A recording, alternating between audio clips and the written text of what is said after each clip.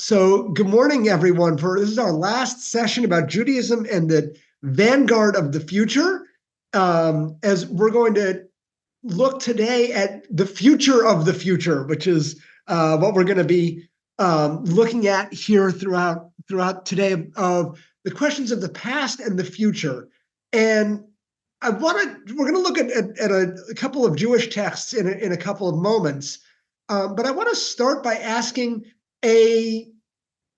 both a philosophical and there is kind of a correct answer, but I want to open this up here of what makes the past different from the future? So I'm going to put this here for a second. So I want you to think about this for a second, because this is actually a big question in physics. Because if I were to point my finger in this direction, and if I were to point my finger in that direction, there's really not that much of a difference here. Or if we were to be floating in space, there's no real difference of up or down or left or right. There is gravity in terms of up and down. But if you're driving somewhere, if you don't have a GPS in your car, you don't necessarily know if you're plopped down in the middle of Iowa and it's cloudy, and you don't have any sense of, or it's night, and you don't have any sense of where the sun is or the moon is, you would not have a sense of, am I going north or south? And this probably happened to you as well when you've gotten in the car and what direction am I looking in? You probably, in your house right now, if I were to ask you, what direction is northwest? That's not an immediate decision here. And yet we definitely know the difference between past and future. And so I want to ask this question for you all. What makes the past different from the future? Yeah, go ahead, Karen. I'm just done. It's Karen Lund and then Karen Shields. Yep. It's memory. Because we can remember the past. It's true. So what do you mean by that of memory? What we have in that part of our brain that keeps memory and keeps sensations and emotions that really happen when we have an experience, and we kind of keep it. So that is a psychological way in which, yes, the past is different from the future. You can't remember the future. And yet what's interesting, and we'll talk about this at the link of the past and the future, because there is the past influences the future, and memory, we'll talk about this as well. And yet, if I were to ask you to get in your mind, and if you were to imagine dinner for you tonight and what you're going to have for dinner and who you're going to have dinner with, and if I were to ask you to remember dinner last night, it's actually a very similar process mentally. Our brains have the fast forward button and the rewind button are actually very, very similar. So that is a piece that we can't imagine. We can't remember the future. So you're right psychologically, and we'll talk more about that as well. But I like that idea of that the memory, the past is something we can remember. The future is not something we can quote unquote remember. So I want to put a pin in that. We'll hold on that for sure. Thank you. I know Karen Shields, you were going to jump in.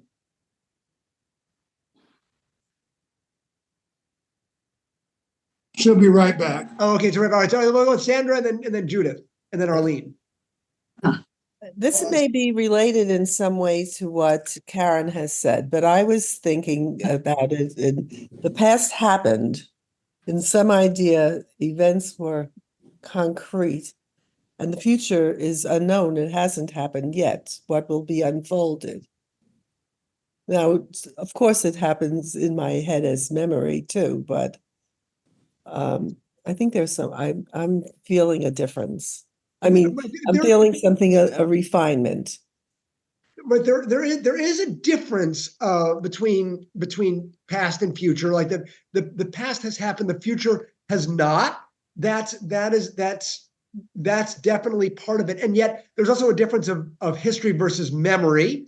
Right? There's a lot of stuff that has happened and that we don't remember, which is why, by the way, I think this is interesting when we think about these questions of Judaism in the future. We're already talking about memory, which is very Jewish. I think thinking about memory as well. So there's something there for sure. Arlene, and then Judith. Okay, so my feelings are that what's going on right now in Israel is something that is currently very much being affected by past experiences and memories. And it is shaping whatever people are currently doing presently and also what they plan to be doing in the future. I'm not passing any kind of other aspersions, but I'm just saying that this is a great example of past and present and future. But they're all kind of linked, which is by the way, it's a little bit, it's not as simple a question of what's the difference between the past and the future, because again, without getting a whole lot into the details of what happened on October 7th, but basically on October 8th, there were a lot of people who predicted, like, here is what's going to happen. This is how the Palestinians are going to respond. This is how Israel is going to respond. And lo and behold, that is exactly more or less what happened, right? Like there are ways in we are able to predict the future. I was actually thinking about this when I was doing a little bit of research of some pieces that I had written before. My daughter sneezes a lot, or at least she does a little bit. And when she goes like this, I say, "You're going to sneeze. You need a tissue," right? I can, well, lo and behold, I can predict the future. Right? There are ways in which we predict the future. We know what is going to happen. I would be shocked if there are times when you know in advance of this is going to be a big problem, right? You may say to something of your kids of be careful of this, or this is going to happen. Lo and behold, the problem happens. There are ways in which we can predict the future, in which case the future and the past are not that different. And by the way, how do we know what the future is going to be? It's because of experience and knowledge from the past. That's where we draw here. Judith. So thank you, Arlene. Yeah, Judith. What you just said is affecting what I was going to say, but I think the unknown is what is a little produces anxiety in the future. And I think, as we've discussed, and when you refer to any technology, things are happening so fast. I cannot imagine what will be in 5 years, what will be in 2 years. Things are happening so fast. And I think the unknown is part of, or at least with the past, we know what happened in the past. How does it affect the future? What did we say? Never again. Do we learn from our past? We're supposed to, but it seems things do get repeated. So the past certainly affects the future, but also I think for me, the future is so vastly something that we have no idea what's going to happen within the next few minutes, or rather than the next 5 years. Things will be so different. And the future is gone the minute we say every minute becomes a past. So it's that close, and yet it's that far. And it's like a micro and a macro difference when I think about the future. So you're bringing up an interesting question of at what time scale do we look at this? So look, there's always things that can happen that are unexpected. But as Judith said, the next, God willing, like, again, who knows? Things can happen. Strange things can happen in the future. Who knows? But generally, we know what's going to happen in the next, couple minutes, couple hours. Like some people, we don't know who's going to say what they're going to say. We know, like, some of you are going to be saying things. We're going to be talking about these questions. You're going to be sitting in front of your computer. You're going to be breathing, right? There are certain things that we know where we know with pretty good accuracy of what's going to happen. We also know what's going to happen in the distant future, right? We know 10 billion years from now, the the sun is going to swallow up the earth. Right? That's we know that's, but it's in that middle range where we don't quite know what's going to happen. Right? If everything from what's going to happen in the presidential election, right, in the next 9 months, right? We don't know where the future is going to be. We also sort of thinking about climate change. What is the Earth going to look like in the next 100 years, 1,000 years? What's civilization going to be like 5,000 years? So when thinking about the future, it's relatively easy to predict small, minor pieces when it's small and immediate and local. It's very easy to be able to predict gigantic, huge predictions universally, but when it's anywhere in the middle, it's much harder to be able to make those kinds of predictions. It's harder to, you know what's going to happen in your life on a small way, what's going to happen in our town, country, world, right? There are a certain number of variables where it's much harder to predict what's going on. So thank you. There was another. Oh, Anne. Yeah, you were gonna. Anne and Karen. Although you're muted. Anne. No, I think what I said is sort of past. I just wanted to bring the perspective of a psychotherapist that we know that what we think about the future depends upon the kind of past we had. But that's sort of we've moved on. So. So and I think that's one of the things that. When we think about memory, and I teach a lot about memory because there's a lot of science about memory. Memory is very much, you're right, like memory is not about what happened in the past. The memory is about how does it impact the present or the future.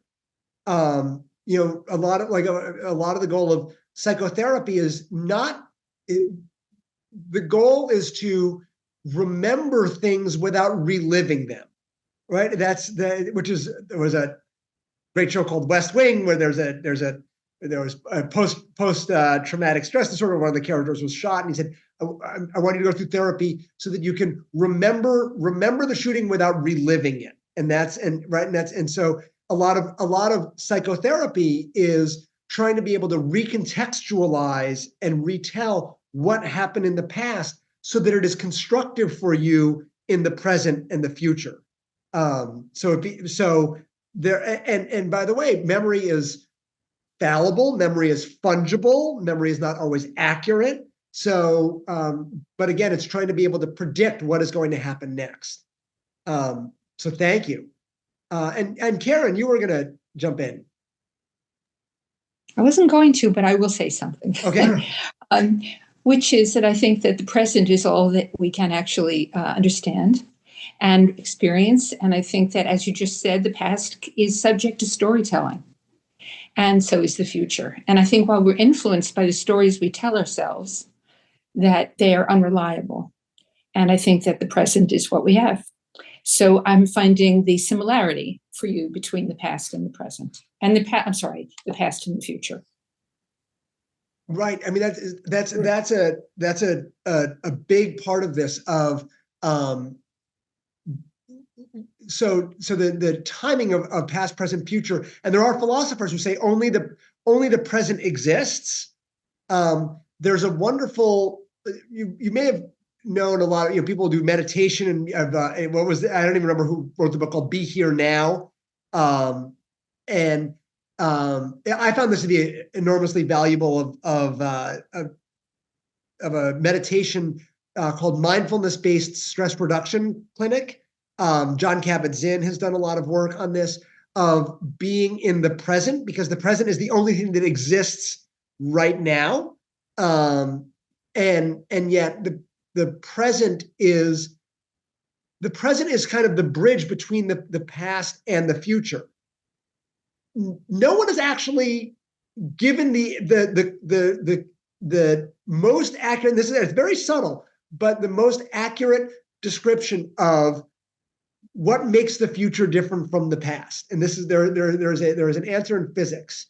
And physics say there's basically one correct answer of what makes the future different from the past. And the answer is entropy. entropy, which is increasing disorder. The way that almost every single physical process, at least in physics, can be undone, can be reversed in a lot of ways on the most basic physical level, except for time. You can flip things upside down, you can move them around, but for example, and we know this in our lives, right? If you were to watch a video of an egg being cracked, you can tell, is this going forward or is this going backwards?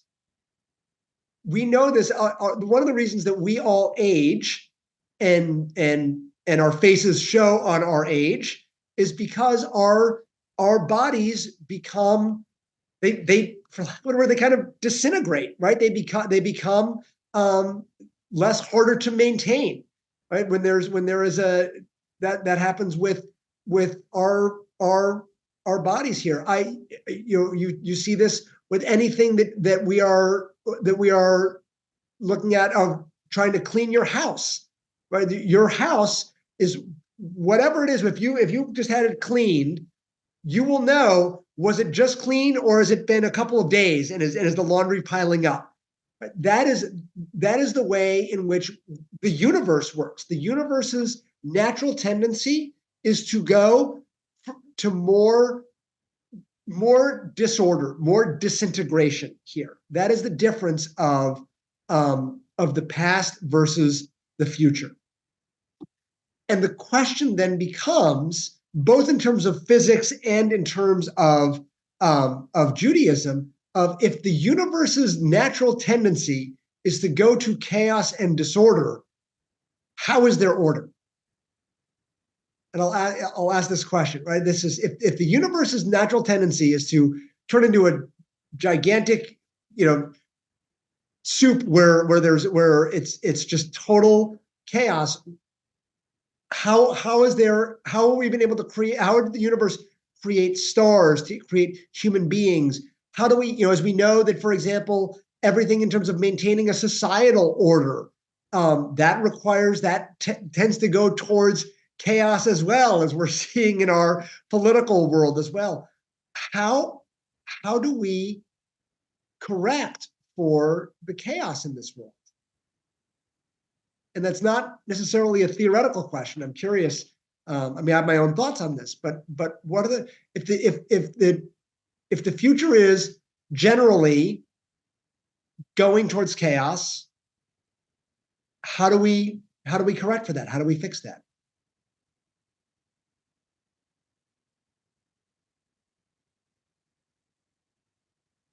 Yeah, go ahead, Anne. Well, what you said is true, but within human beings, there's also a move toward homeostasis. In other words, our body goes not toward chaos, but our body, as long as we keep breathing, goes toward a kind of self-repair and away from entropy.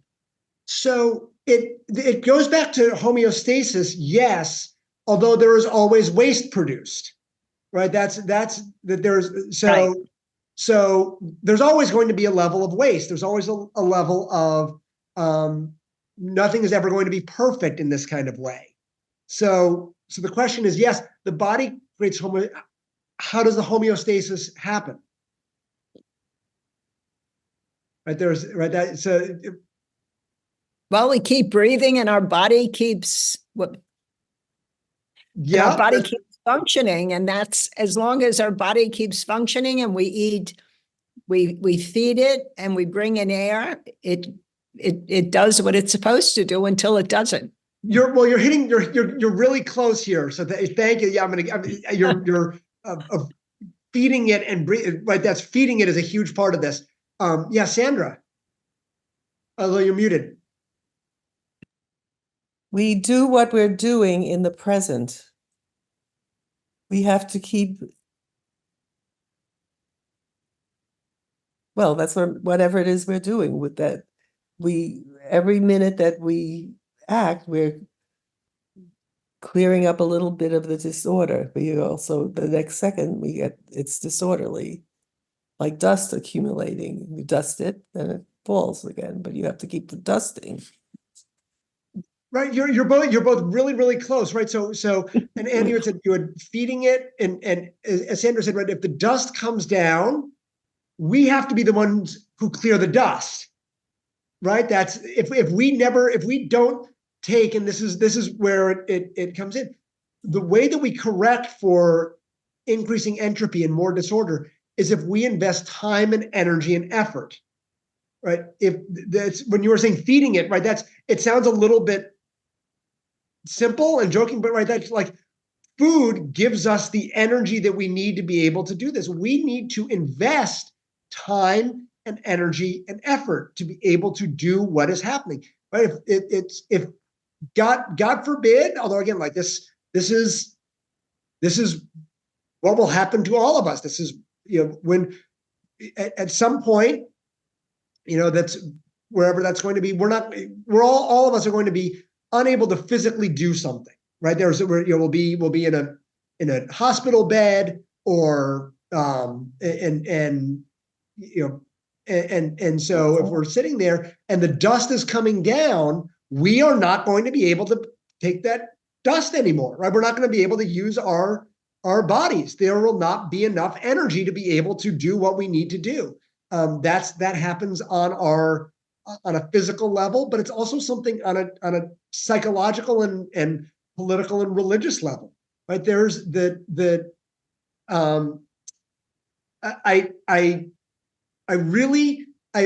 become a little bit of not a fan of the word tikkun olam, which I'm sure many of us have heard of repairing the world, which has its own issues.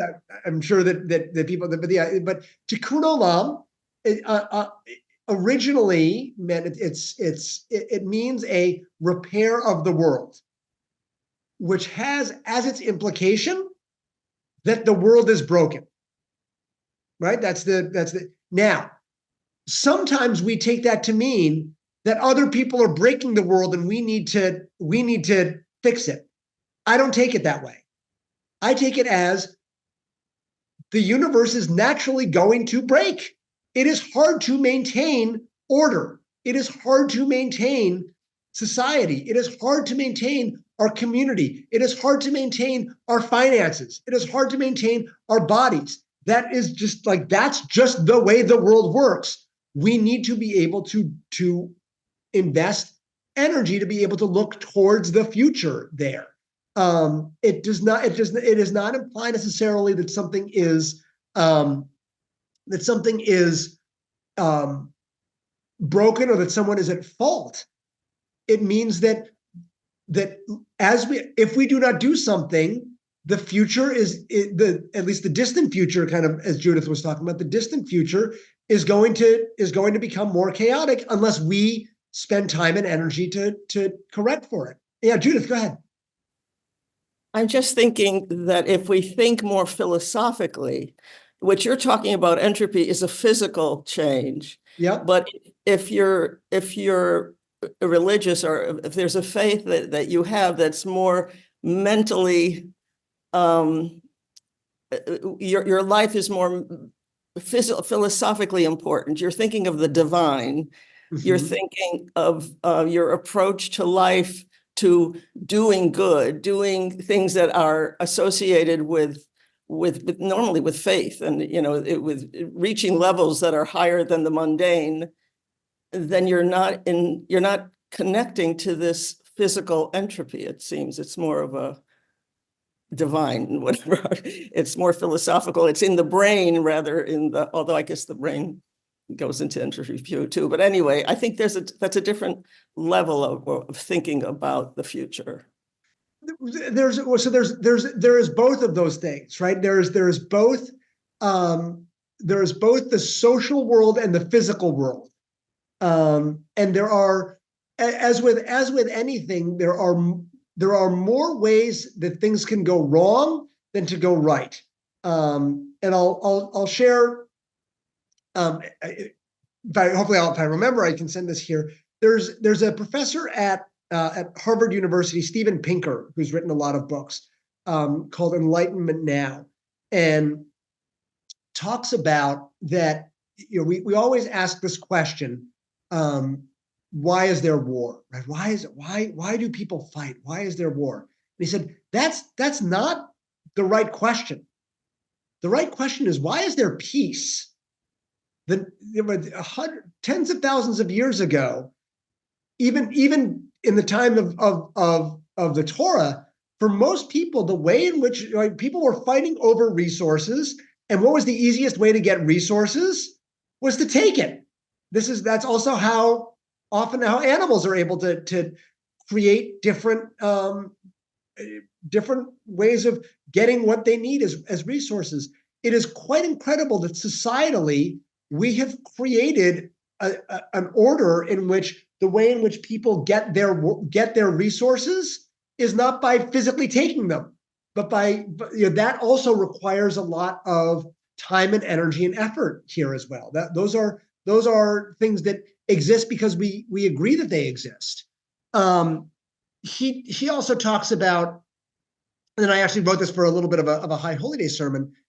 So on Rosh Hashanah and Yom Kippur, for example, thinking about the past and the future, there's a prayer that we say on both Rosh Hashanah and Yom Kippur called Unatana Tokef, which asks this question of who shall live and who shall die. And actually it looks back on the future of in the year to come, who will be rich, who will be poor, who will be sick, who will be healthy, right?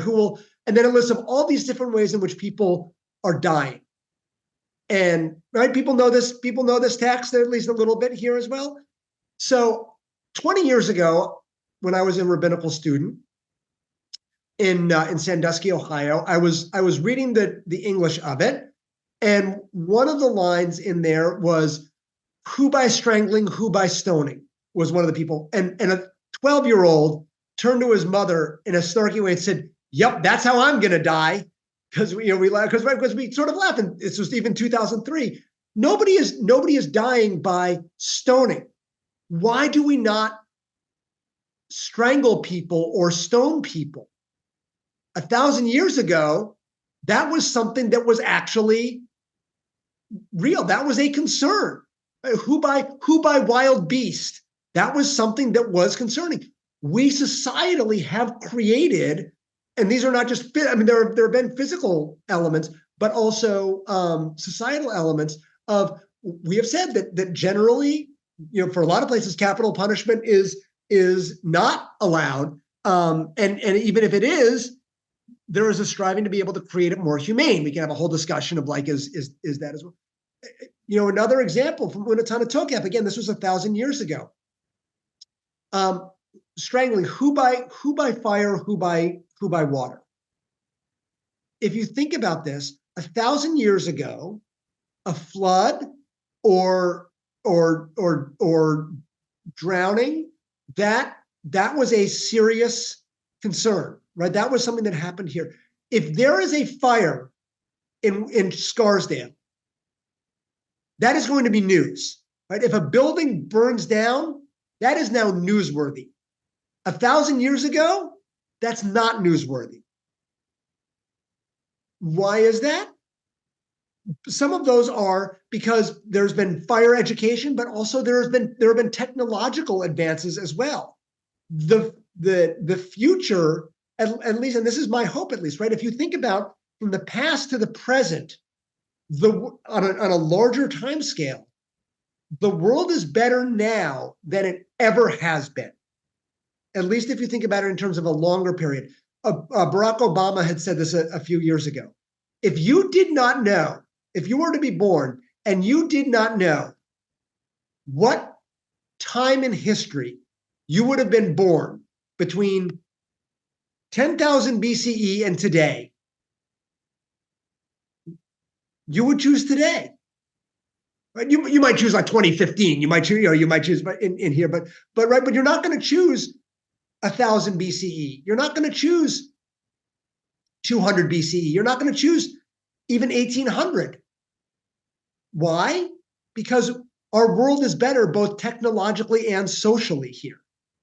I'm going to pause because I've been talking for a while, so I'm curious as to reactions or feelings or challenges to this view of the past versus the present here?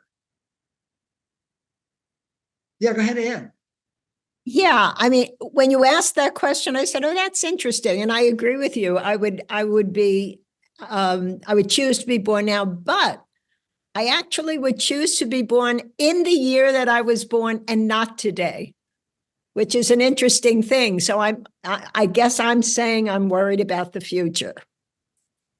I think we all are worried for the future, right? Because that comes back also to Judith's point. If you think about, for example, the stock market, right? I'm assuming everybody has invested in different ways. You look at the stock market, and what's like the cardinal rule of your stocks? Don't check it every day, right? That's right. You want to look at it in terms of the long-term trends. So if you think about the future of what is the future going to be, the trend is it's not a straight line. There are bumps on the road here as well. So that is a question of, as we're asking, what is the future going to be?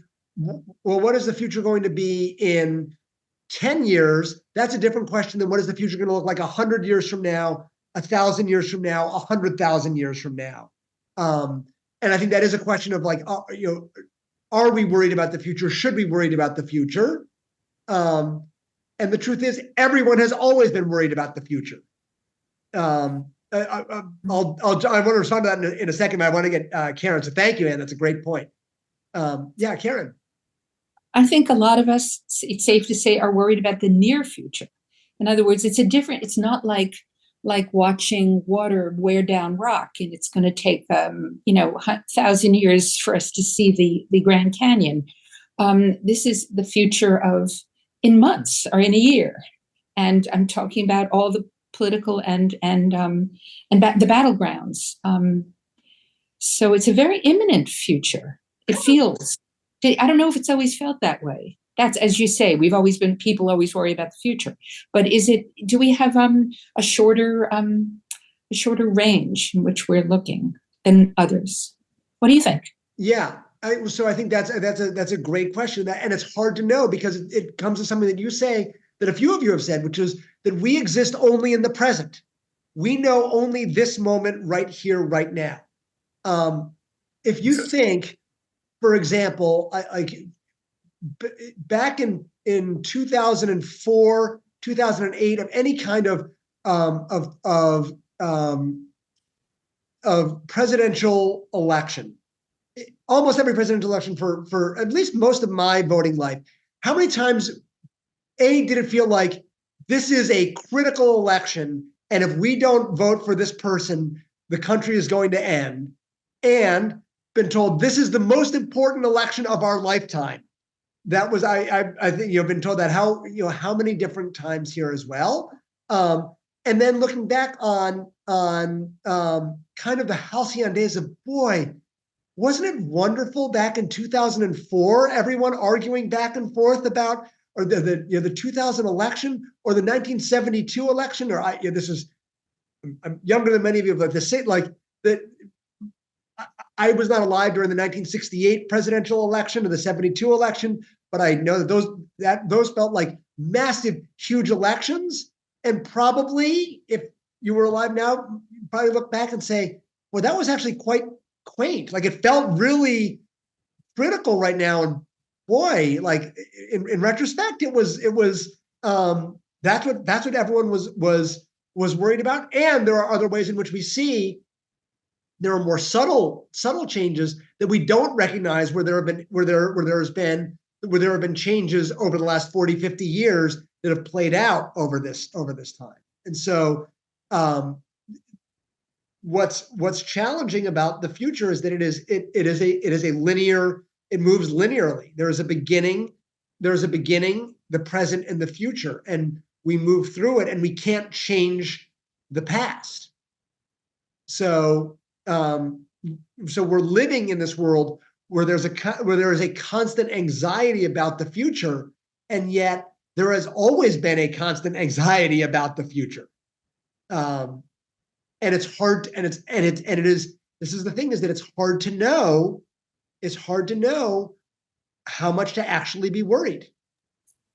Yeah, go ahead, Judith. It seems the future was farther away when Anne and I were growing up. It wasn't as fast as things are happening now. I worked for IBM. I was wiring boards to put into an accounting machine. That's the way the thing with a punch card. That's the way things were working. Now it's like things are minuscule and things are in your brain, and you can cause things to happen with a mini microchip.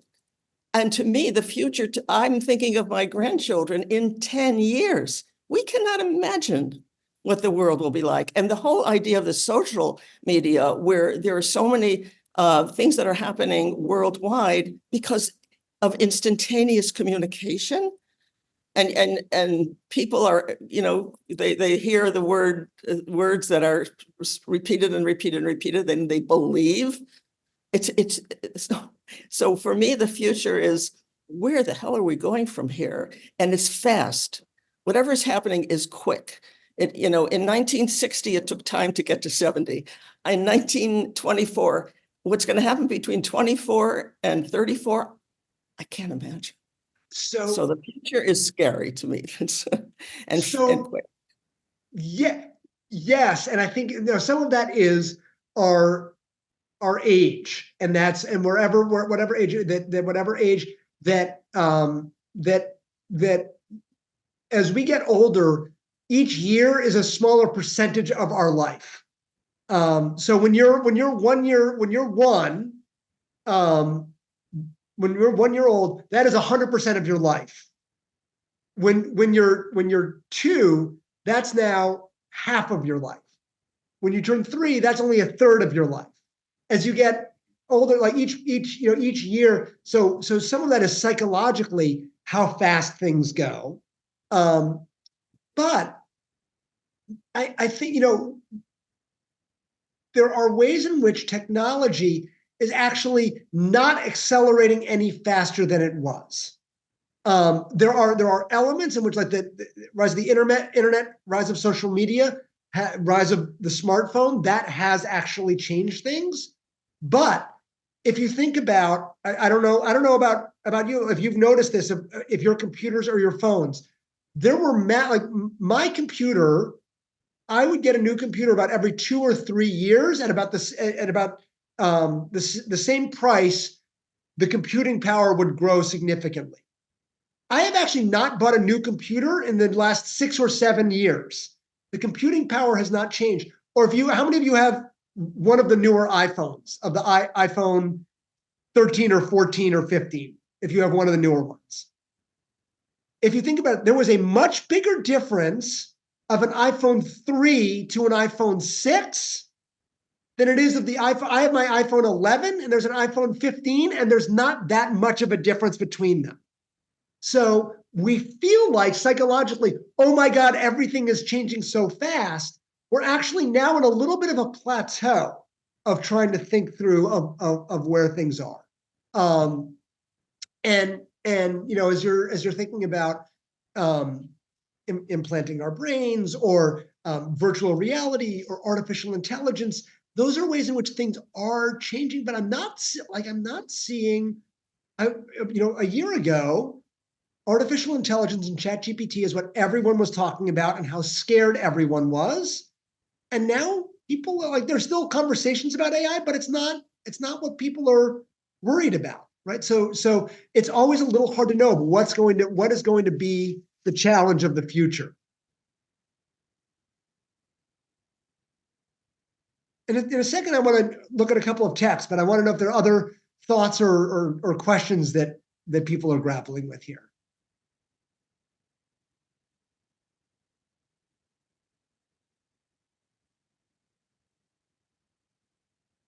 And if not, I want to share. Actually, I'm going to share my screen if I can find my. Let me pull up the right text. There we go.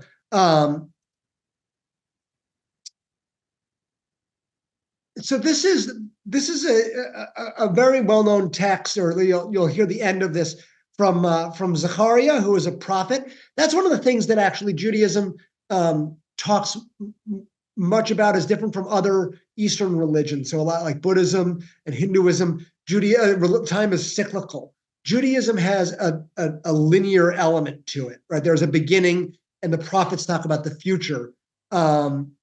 So can I get someone to read this sort of prediction and hope of from Zechariah, who was a prophet from about the year 450 BCE, give or so.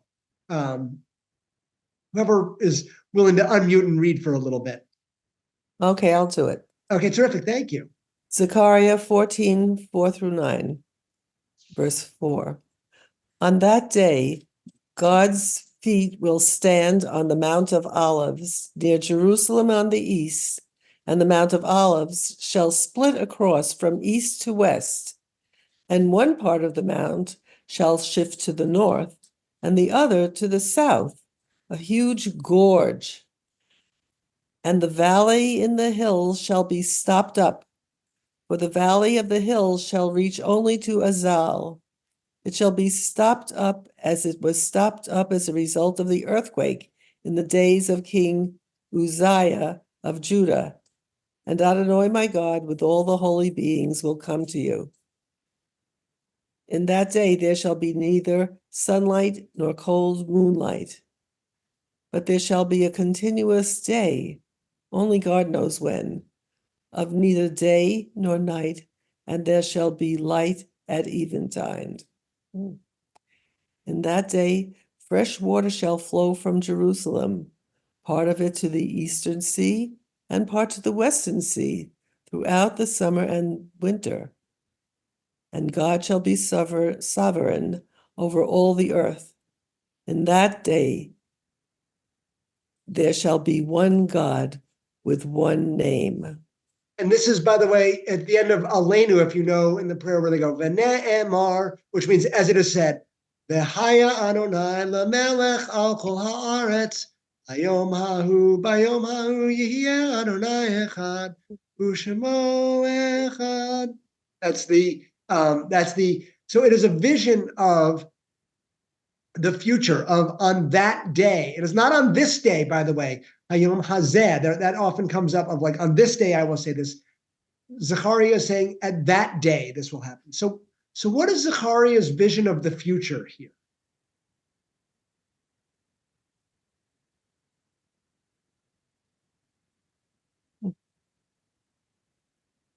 What kind of future is he describing and envisioning?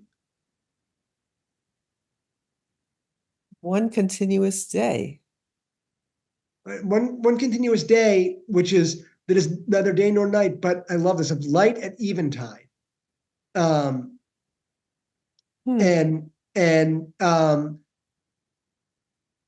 even evening tide is at the end of verse 7. The Erev actually, it's a wonderful. Erev actually means a little bit of mixed up. There is chaos. There is a little bit of the chaos here, where there is going to be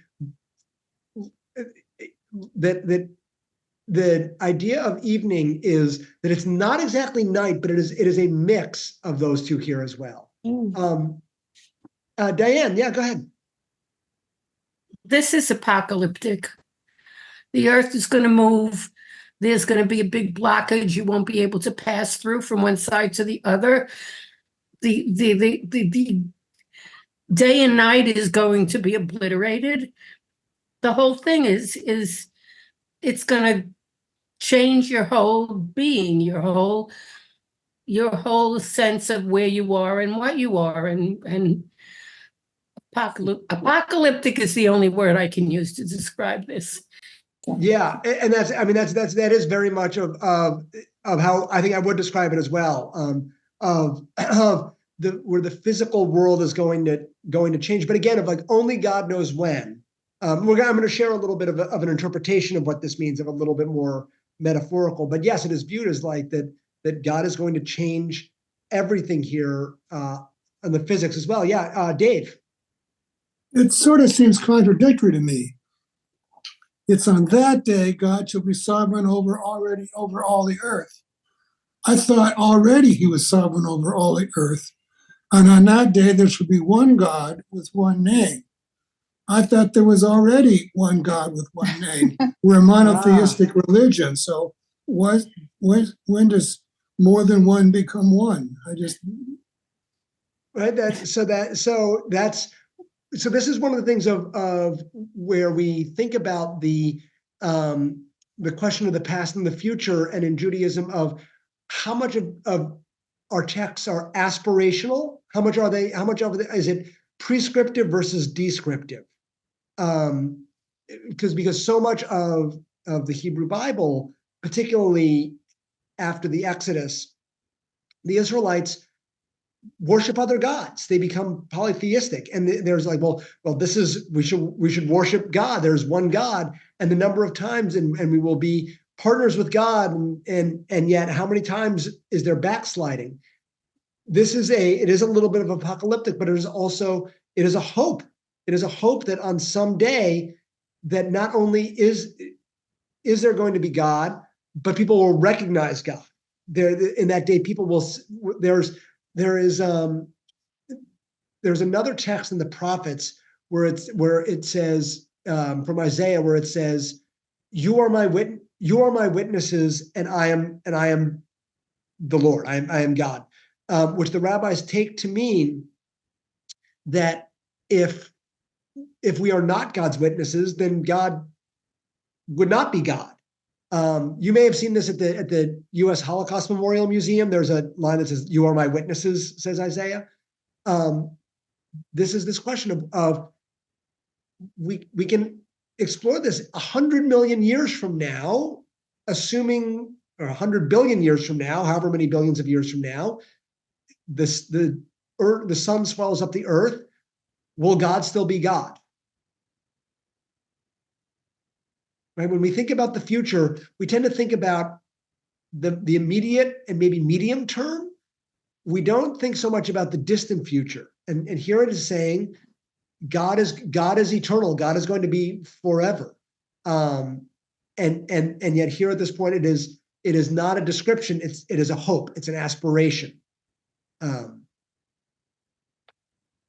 So yeah, it's hard. There was another hand. I don't know who that was who was going to jump in, but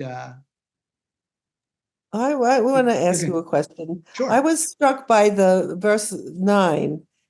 There shall be one God with one name. Right now, God has like countless names. And it somehow goes back to your original question, I think, about the past, present, and future, that they're all separate.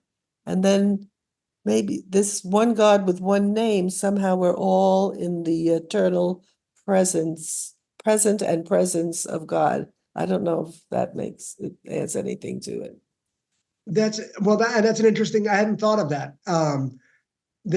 But we is God going to be acting in only one way? In the same way that we all have different names, partner, parent, child, sibling, teacher, lawyer. Right there are different. We call ourselves. We have our name, but we have different. Is God's job going to be different there, acting in one way? That's a great question. And I hadn't thought of that. I really like that take. So thank you. I want to share, if you can get another person to read, this is from a colleague of mine, Rabbi Laura Dewan Kaplan, who expands on this Zechariah and thinking of this question of Jewish time. Is it cyclical or linear or open-ended? Can I get another person to read here for us?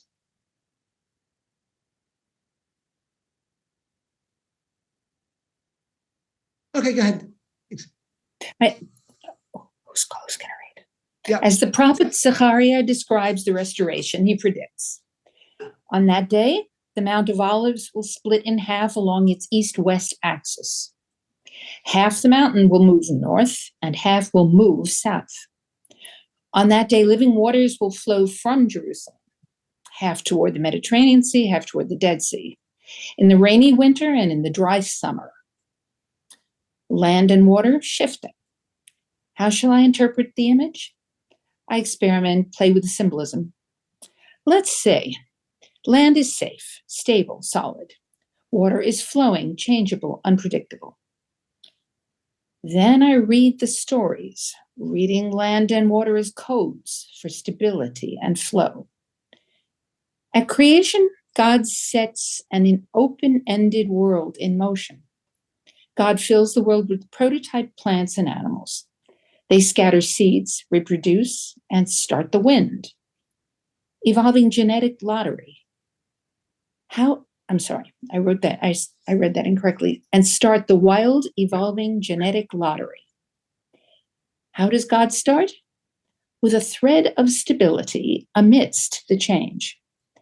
As the creation story says, with an island of dry land in the center of water. Exodus teaches us how to name cycles of Jewish history. We are oppressed, we cry out, we are freed. When the Israelites cross the Red Sea, the first Exodus is complete. God takes them out of chaos and into stability. To effect the Exodus, water pushes aside and dry land appears. And does anybody else want to read? Oh, you mind to Right. read just it's about more paragraphs. Okay, so prophetic apocalypse describes history's final goal. The human world transformed. Jerusalem rises up as a city of peace. It becomes an international spiritual center. There, people crack open their hardened habits of violence and strife. Justice and kindness flow. As Zechariah says, mountains of rock split and purifying waters flow. So I return to my question. Which pattern represents divine time? They all do. In God's eyes, all three are the same. All are oscillations of stability and change. We can think of change as linear, cyclical, or open-ended. All three patterns point us to hope. Hope, Tanakh says, is the essence of time, the experience of time, and the practice of time. Thank you. So I think she's thank you, Karen, for reading of framing this of dynamism and unpredictability. And yet this is key to Judaism, which is that the future is building towards hope. Hope is not something that happens. Hope is something that is practiced. I think hope is so central to Judaism and Jewish thought that it's not necessarily praying for the future or simply envisioning a future, but actually working towards a future here. Hope is the idea that the future is better than the present, and that we can make the future better than the present. And that's why we need both the stability and the unpredictability. Because if things are static, nothing changes. And if it's too chaotic, this is why we don't know what's going to happen here. This is why I think, by the way, in both politics and religion, there's always a tension here, and I'm using these words in lowercase. There is a conservative tendency and there is a progressive tendency. There are a conservative tendency of this has worked well, so we should hold on to it. And there is a progressive tendency of things have not worked well, we need to improve them. And we need both of those. We need to be able to preserve what has worked for us and change into the future as well. We need both parts of this. And so the future requires us to be able to look back on the past, to be able to envision what this, and Diane, your line of apocalyptic, it is apocalyptic, but it's a hopeful apocalypse. it's a place in which in which the world is at peace. Before we look at another text here, I'm going to pause for questions or reactions to this piece from Rabbi Kaplan. I have a question. Sure. Actually, more or less a question comment, that deep diving into what we just read about time and what patterns represent divine time. And we're talking about future, and we started out talking about the differences between past and future memory. And every morning in prayers, particularly Shabbat morning, we have that section that says, "We are a people in whom the past endures." Yep. And it ends with, I believe, what happened once upon a time happens all the time. Mm-hmm. So is this representing divine time? I think that's from Heschel, actually. But that's the idea in which the past exists not in some ethereal past that just sort of sits there and doesn't influence us. There's the commandment that we are commanded more than any other in the Torah is, remember that you were slaves in the land of Egypt. Yes. Right? And it's not, it doesn't say, yep, that stinks. That was bad. Yep. Like remembering we were slaves in the land of Egypt is an impetus for us to act in the present and the future. Now, how we interpret that and what that means and the policies, that's a whole separate conversation.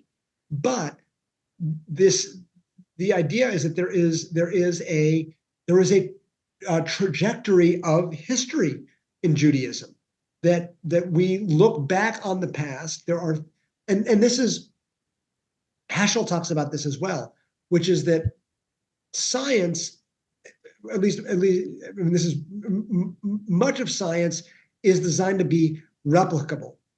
If you're supposed to be able to repeat experiments here, but there are also sciences that are historical. There was only one time the asteroid wiped out the dinosaurs. There's been only one time in which the universe started. There's only one time in which the Earth came into existence. So there is both the cyclical nature of the way in which the Earth goes around the sun and the Earth rotates on its own axis. That is something that happens every day, and yet there are moments that are memorable, right? When I work with wedding couples, I say to them, "This is the only day that the two of you are getting married to each other." Mm-hmm. It's not necessarily the only day they're getting married, because that's they may have been married before.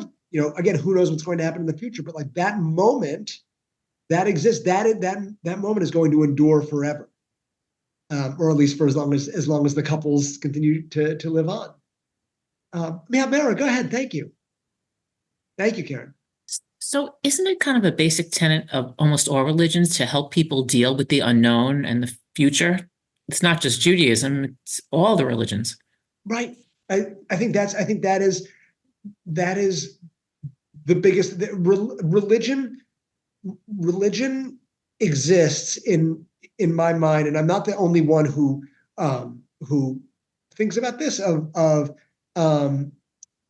because we're worried about the future. There's a writer named Robert Sapolsky who wrote a book about free will that's gotten some mixed reviews, but one of his first books was called "Why Zebras Don't Get Ulcers," and the question is, zebras and lions don't agonize about the future.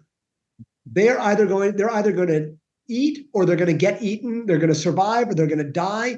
They don't worry about their 401k.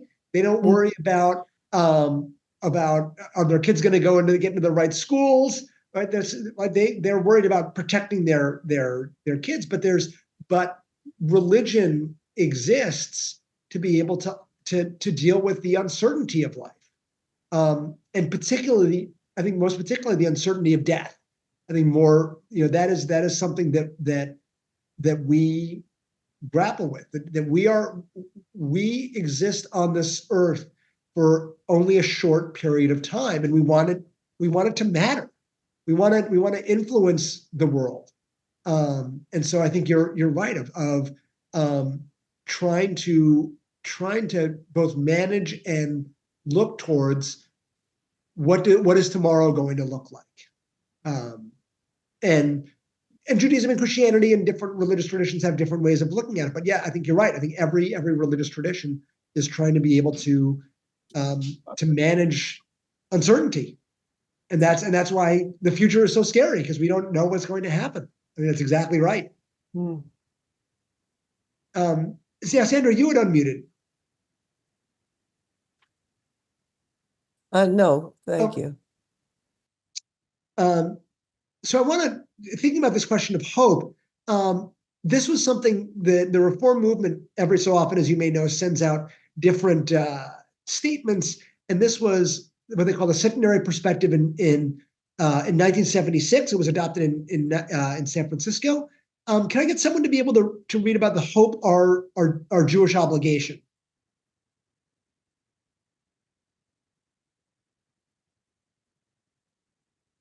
Oh yeah, go ahead, Arlene. Yeah. Although you're muted. Thank you.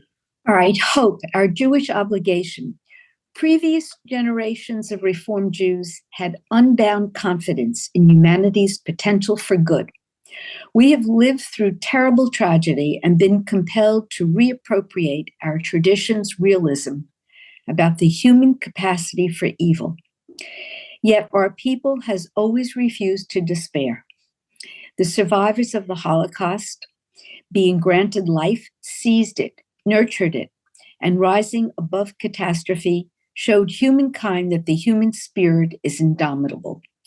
The state of Israel, established and maintained by the Jewish will to live, demonstrates what a united people can accomplish in history. The existence of the Jew is an argument against despair.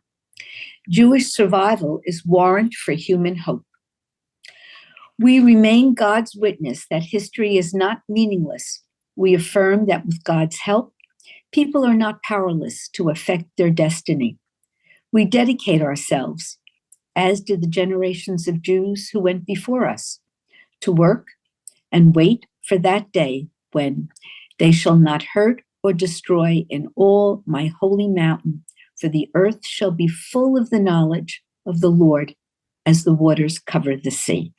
Thank you. Wow. Yep, it's right that there's the. So what's the wow there? You said wow as you read this. I think the feeling is that while God is there as a witness to what's going on, we can also affect our own destinies, that we have that power.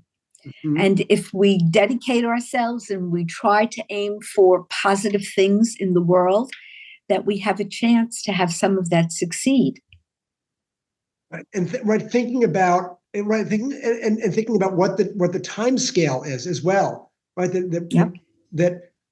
Look, on a cosmic scale, I mean this in the best way, right? On a cosmic scale, our lives are meaningless, right? This is right on a billion year, right? There's a right cosmic scale, and yet on the scale that matters to us as humans, we matter. Right. This is right. It's the idea of, for my sake, the world was created and I am but dust and ashes. So I can have our own feelings about Woody Allen, but at the beginning of Annie Hall, where he goes into therapy and he says the universe is expanding. What does it matter? And I think his mom says, I can't remember the character's name. Brooklyn is not expanding, right? Like, why does that mean he can't do his homework anymore? Right? This is what matters to us. Yeah, Anne. I have been struggling for a long time with the idea, what makes the Jewish people have this sense of hope? of somehow endurance over time. And I don't know, just reading this, what was just read, I had the thought, and it's probably not new, but it came to me, that for any human being and a people to have a sense of being connected to history in and of itself gives you a perspective. I mean, we're talking about past and future. So that perspective that you're part of something that's long and enduring helps you to have a future perspective that you too, your life, your culture, your everything is also looking forward long and enduring. So I don't know. To me, it seemed like an aha moment that that is a key to what makes the Jews tick. Yeah, right. There is something incredibly powerful and valuable to think of. You know, when we're thinking about the future, to think about it in the right time scale, because if we're thinking about it in terms of, you know, billions and billions of years, that's like that, we can get a lot of existential dread. But if we're thinking about it as from a few thousand years ago to a few thousand years now, like that feels like that's the right time scale for us to think about, right? Where we're feeling that there's something that is passed from one generation to the next, that and again, Judaism changes, it grows. That's why I still identify as a Reform Jew. It's actually kind of funny that if you think about the main forms of non-Orthodox Judaism, one is called conservative Judaism, and at least in outside of the United States, they call it progressive Judaism or liberal Judaism, right? So the conservative, the non-Orthodox is liberal Judaism and conservative Judaism, which is very funny if you think about where America is right now. But there's both of those parts of how do we both hold on to what the past is, bring it into the present, and think about the future. One of the best definitions that someone said is, what is a Jew? It's a person who has Jewish grandchildren. And all right, because that's and if you haven't, by the way, read the Atlantic article by Shira Telushkin about the future of American Judaism, you should read that. It explains some of the challenges of the Jewish community, but also the opportunities. Judaism is changing, and it is changing. And I want to come back because we've been talking a lot about the technology. Like technology is changing Judaism, of being able to have access. New technologies technology democratizes things. And I want to end, actually, we have a few minutes, we have a little bit of time left, but I want to share a little piece about making matzah and the challenges of the technology here. But I'm this idea, as you're talking about, that what we do matters as a link in a chain of tradition. That's why when we, at a bar bat mitzvah service, we pass the Torah from one generation to the next, lador vador. This is the people who have come before, and what the future is going to be. That we don't necessarily know what it is, but holding on to it with a sense of hope. Hope is not Pollyanna. Hope is actually actively working towards a better future. Judith. To me, the most wonderful significance of this and symbol of this is the Torah. Yeah. The fact that the Torah has gone from generation to generation and will be, it makes it all so meaningful when you think of this whole idea of generation to generation in terms, and then think of the future as well. It's comforting. Okay. It's so there, and the fact that it's so revered. It's just an amazing symbol, and the fact that it's going from generation to generation is just the beauty of it, and the endurance of it is amazing. And thank you, and not just actually the endurance, but the new interpretations, right? What the Torah was 3,000 years ago, 2,500 years ago, is read differently through rabbinic lenses, through commentators, through Reform rabbis, through modern rabbis. Right? The rabbis of in 2024, there were decisions that Orthodox rabbis had to deal with COVID, they had to deal with the rise of artificial intelligence. There have been all sorts of different conversations that the rabbis had no idea about genetic engineering. They had no clue about cosmology, Big Bang cosmology. And yet there are texts that we can go and we can say there is wisdom that we can look at, both in terms of the content and the way in which we engage with it. Right? There is something powerful, not just of what the text says, but as you're saying, Judith, of the way in which it is transmitted from one generation to the next. Yeah, go ahead. Yeah, it's not only, building on Judy's point, it's not only that the Torah endured over long, but we know whenever we're reading it, people throughout the world are reading exactly the same portion, which I think that's very powerful too. It gives us a sense of connectedness throughout the world, which I think is very strengthening. Mm-hmm. Right, there's both the vertical element of in terms of our relationship with God. There's the time element, and there's the horizontal element of we are all doing the same thing in some way, which is, again, I am a proud Reform Jew, and there are ways in which the Reform movement, some of the changes have actually been a little bit challenging of building connection of with other denominations. Right, there's challenges of where that's come in, and but some of that is, how do we talk about it? How do we right? That's there's a Reform rabbi who actually officiated at my parents' wedding, Arnold Jacob Wolf, who had a line which was, "There's no Judaism except Orthodoxy, but all Jews are really Reform." Which I think is a great line, right? These are the texts that we look at here. I want to shift. I want to look at want to end of thinking about, as we're thinking about the ways in which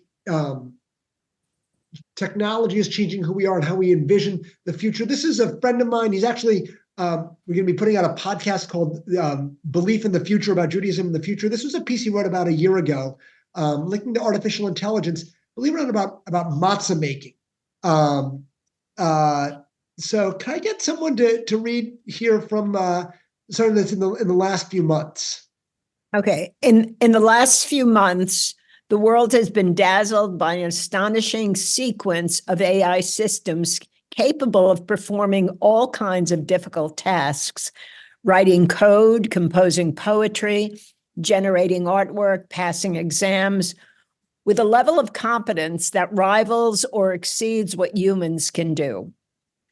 The existence of these AIs has prompted all manner of soul searching about the nature of humanity. It has also made many people wonder which human tasks are about to be taken over by machines. The capabilities of these AIs are new and revolutionary, but the story of machines taking over human jobs is not. In Jewish history, the most important story of that transition has to do with matzah, and it's a story that carries important lessons for the present day. Starting 164 years ago, dozens of European rabbis engaged in a furious debate that would not be fully resolved until the beginning of the 20th century. Matzah, which for millennia had been made by human hands in accordance with the narrow constraints of Jewish law, could now be processed with a series of machines that promised huge savings of time and money. As town after town adopted these machines, opposition began to rise until it exploded in 1859 with the publication of An Alert for Israel, a collection of letters from prestigious rabbis who adamantly argue that for anyone interested in following the laws of Passover, a matzah made with a machine was no better than a loaf of bread. The arguments for this position were many, but all will sound familiar to anyone following the AI conversation. Like today, some objected to the machines just because they were new and different, but most had more specific concerns. First, there was the matter of lost jobs. In many parts of Europe, matzah was made by the poorest members of society who were given the job as a way to help them raise money before one of the most cost-intensive holidays of the year. Ceding this job to machines would take work from those who could least afford it. Thank you, Anna. Thank you. I want to get someone else to be able to pick up. Thank you. Welcome. There's another person who can pick up here.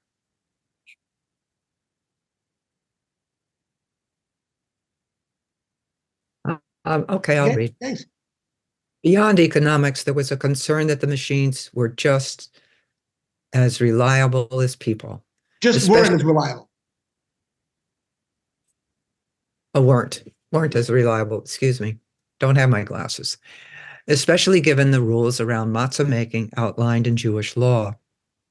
What if bits of dough got trapped in the gears, quietly leavening for hours and unknowingly ruining the whole batches of matzah in the process? What if the trays warmed the dough too fast? Without proper oversight, how could you trust your own food? Finally, some objected to the loss of a literal human touch. Jewish law stated that matzah was supposed to be made by people who knew they were baking matzah. A machine, no matter how sophisticated, didn't know anything. How could you eat matzah on Passover knowing that this most important food was made by a mindless machine? The responses didn't take long to arrive. A cancellation of the alert. A collection published by very same year forcefully argued that machine matzah was perfectly fine and possibly even better than the human product. No, inventions aren't inherently bad. No, the machines wouldn't harm the poor because the machines made matzah less expensive for everyone.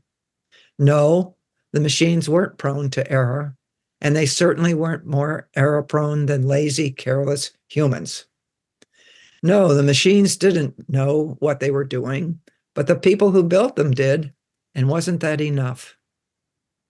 The machines eventually won, but then something happened that I don't think either side anticipated. With Manischewitz machine matzahs claiming most of the American market by the early 20th century, it was now the handmade matzah makers who were on the back foot. It was they, and not the machines, who needed to demonstrate that they were up to the difficult task of preparing this food with the efficiency and reliability of the machines. The result is more than a little tragic. Matzah is the Jewish food with the deepest origins of all, deeper than brisket, deeper than latkes, deeper even than challah. And yet, it is the ritual food most likely to be picked up at the supermarket and least likely to be made at home. While there are still communities today that exclusively eat handmade matzah, even this job is now largely outsourced to just a few companies that resemble their machine-driven counterparts in scale. While teachers will sometimes demonstrate how to make matzah for educational purposes, across the religious spectrum, the era of locally made matzah is over. Terrific, thank you. And I think we have a couple more paragraphs there. Can I get someone to thank you, Karen, to take us home here?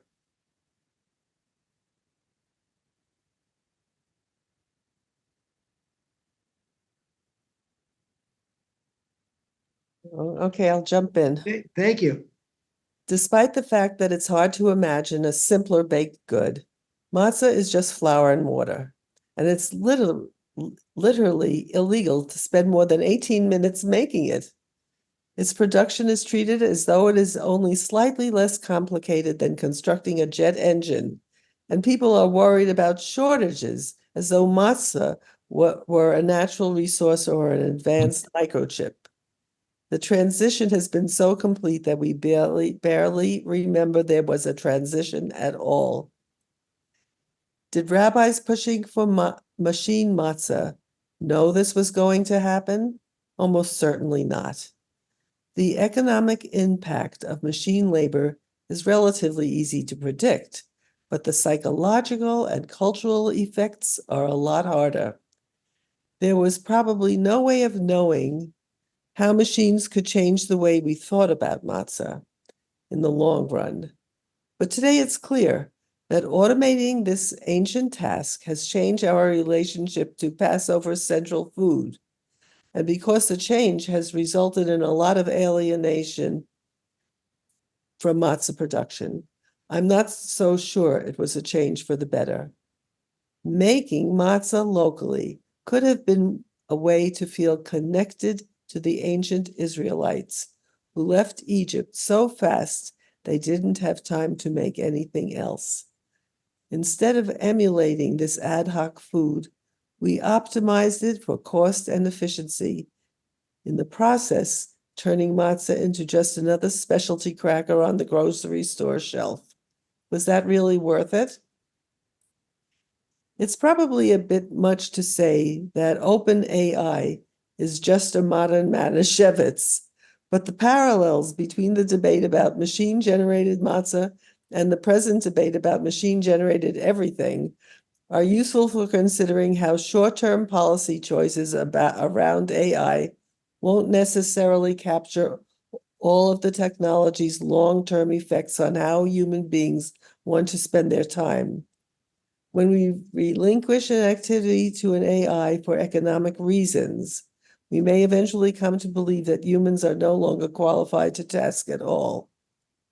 Then as now, we must balance our economic needs against our ideas about what kinds of activities make for a good and fulfilling life. Thank you. If you haven't read David Spee's work, he's should read it. He's very, very thoughtful on Judaism and technology. And this is, this comes to this question of how do we think about the future and technology? And these are, she said, like, we didn't even, when I read this, I had forgotten, like, oh yeah, all the matzah is now machine made, and I don't even think about it. Right. And I think I may have said at the beginning that my favorite definition of technology is whatever existed before we were kids. Right. That's, as Judith, you were saying that about how fast everything was working. My guess is that you were not so terrified about how television was going to change you and warp your ability to engage with other people, but maybe your grandparents were worried about that. Right? There's always concerns of whatever is new is a little bit scary, but there's always a balance of how do we think through of the economics and the new the short term and the long term of how do we make sure that we are living our values, and the question of what is the future going to be. I tend to be a little bit more of, for me, a little bit of a techno optimist. And at the same time, I tend to be a little bit of a conservative, small c conservative when it comes to adapting these questions, because we don't quite know what the future is going to be.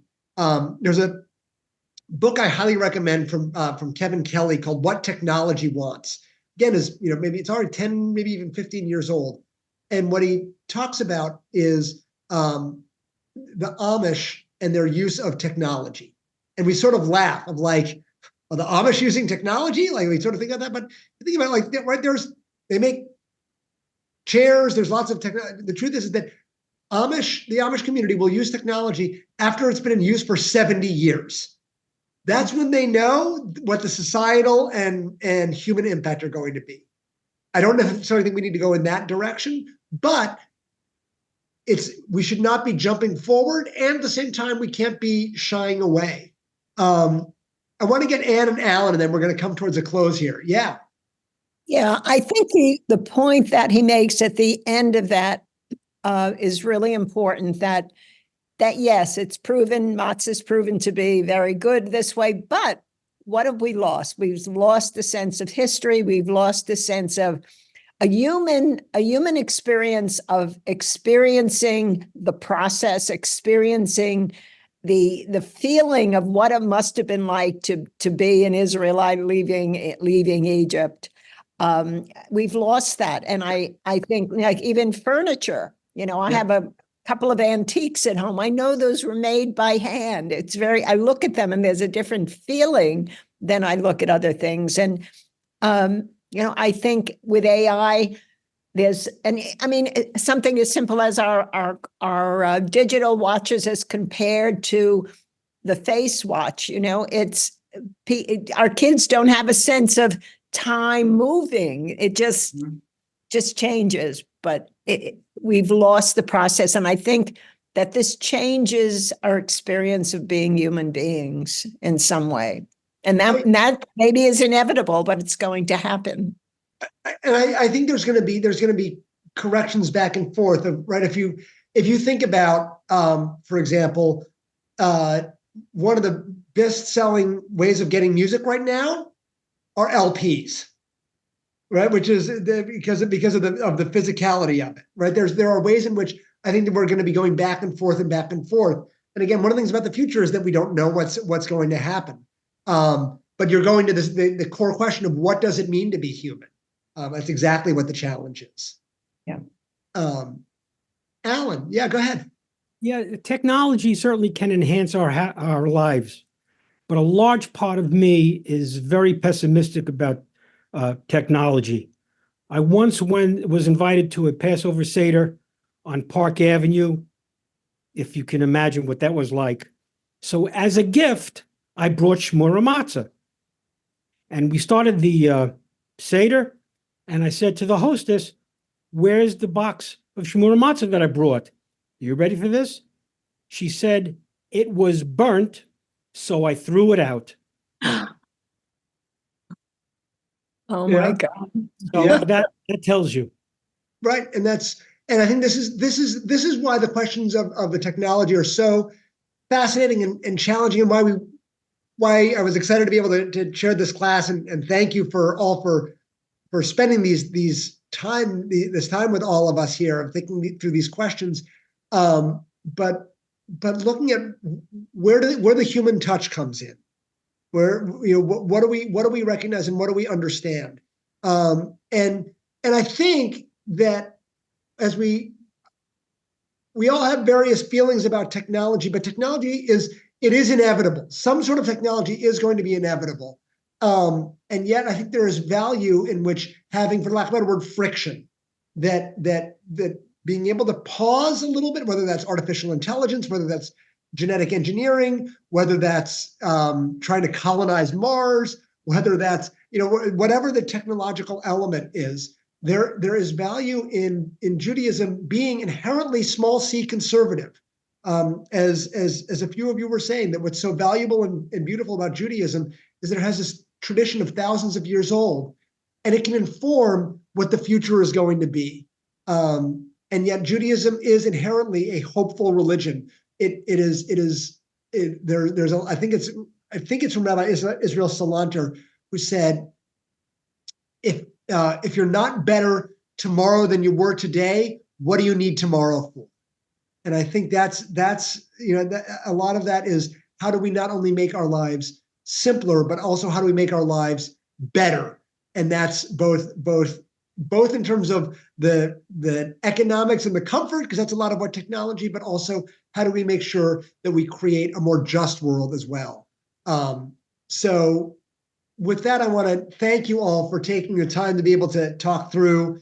I think hopefully you have all of my email. If there are more questions to be able to look at, these are also, all the classes are up on WRT's YouTube. So if there are more questions, and also happy to send along any texts and articles. There were a bunch of texts and articles that we didn't get the chance to look at, which is a good thing, because you all were saying such great comments here as well. But thank you all for such a thought-provoking discussion. Thank you very much. Thank Rabbi you. Mitelman? Yeah. Rabbi, before you leave, I just wanted to take 30 seconds to show you something. Sure. Thank you very Thank you. Thank you. Thank you. Oh, Remember, I get move it that. over. What does it say, Karen? Cover your face, yeah. Oh, wow. Oh, is that Rabbi Nachman's chair? You be here Rabbi- now. Yep. Yeah, Ram Dass. Oh, not, yep. Yep. Can you just read the words, Karen? What does it say? Remember. It's what the are book that it's the book. It's the book he mentioned earlier. Be Here Oh, Now. Okay. Oh, by that's Bob right. That's, Dylan, also known as Dr. Richard Alpert. yep. I don't know if you can. I don't know if you can still get it. This is from 1969. Oh, my God. Wow. I still have. Well, thank you all Yeah, for, we all read things like that. it was great. Thank you all for such great comments and thoughts. This was wonderful to learn with you all.